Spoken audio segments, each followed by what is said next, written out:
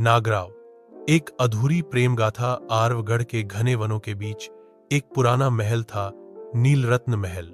वक्त ने इसे वीरान कर दिया था, पर इसकी दीवार पर अब भी राजसी नक्काशी और नक्कारें जमी थीं। महल के सामने एक शांत नीला तालाब था, जिसकी सतह पर कमल के फूल तैर रहे थे, जिसमें हर पूर्णिमा की रात कुछ अजीब सी रोशनी चमक उठती थी। उसके पास एक बहुत पुराना बरगद का पेड़ था, जिसके भीतर जाने कौन सा रहस्य छुपा था। लोग कहते थे कि यह पेड़ बोलता है। खाली महल में एक राज छुपा था, एक दर्द भरी कहानी जिसे केवल हवाएं जानती थीं, या फिर वे तितलियां जो हर पूर्णिमा की रात उस तालाब के पास मंडराती थीं। नागराव एक श्रापित रक्षक था। उसकी आत्मा में मानव जाति के लिए घृणा भरी हुई थी।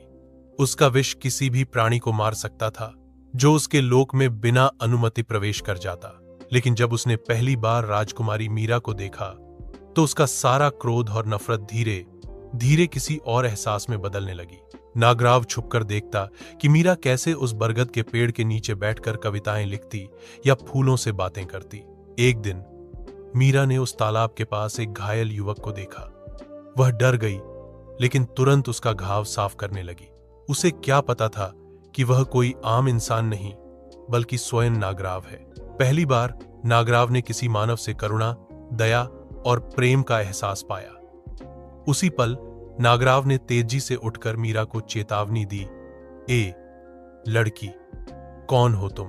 क्यों आई हो मेरे लोक में? यहां से चली जाओ। मीरा उसकी डांट सुनकर सहम गई, लेकिन मासूमियत से मुंह बनाकर बोली, क्यों? मैं क्यों नहीं आ सकती यहां? ये पेड़, पौधे, फूल, तितलियां, ये सब मेरे दोस्त हैं। यह सुनते ही नागराव अपने असली रूप में उसके सामने आ। मीरा ने नागराव के आंखों में आंखें डालकर देखा, जो कि एक नाग के रूप में थी, मानो उसे कोई डर ही ना हो। लेकिन मीरा की आंखों में झोंकते ही नागराव को कुछ पुरानी यादें याद आने लगीं, और पलक झपकते ही नागराव उस झील के भीतर चली गई। उस दिन के बाद नागराव हर रात मीरा के सपनों में आने लगा, एक इंसान के रूप में। या धीरे धीरे नागराव को मीरा पसंद आने लगी। नागराव के मन में मीरा के लिए मोह और स्नेह जगने लगा। नागराव हर रात मीरा के सपनों में आने लगा, एक इंसान के रूप में। वह खिड़की से भीतर कदम रखता, जैसे हवा भी उसकी आहट सुन न पाए। उसे सोते हुए देखता। जब वह मीरा के करीब जाता, तो उसके सिर में अचानक तेज दर्द होता। उसके मस्तिष्क में धुंधले दृश्य उभरने लगे, जैसे किसी और समय, किसी और जीवन में वह इसी सुगंध के पीछे भागा हो। पर जैसे ही वह उन यादों को पकड़ने की कोशिश करता, उसके सीने में असहनीय पीड़ा उठती, मानो अतीत स्वयं उसे छूने से रोक रहा हो।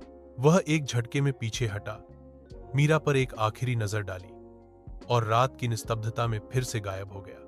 इस समय मीरा को ऐसा महसूस होता कि जैसे कोई उसके पास था।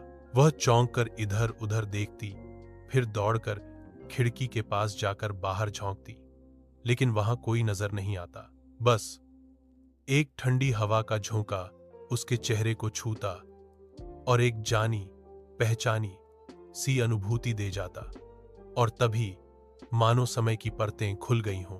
उसके मन में पिछले जन्म की धुंधली परछाइयां उभरने लगीं। अनजाने चेहरे, अधूरी बातें और एक अधूरा वादा, सब उसकी आंखों के सामने जीवंत हो उठे। पूरा कहानी को जानने के लिए लाइक, कमेंट और सब्सक्राइब कीजिए।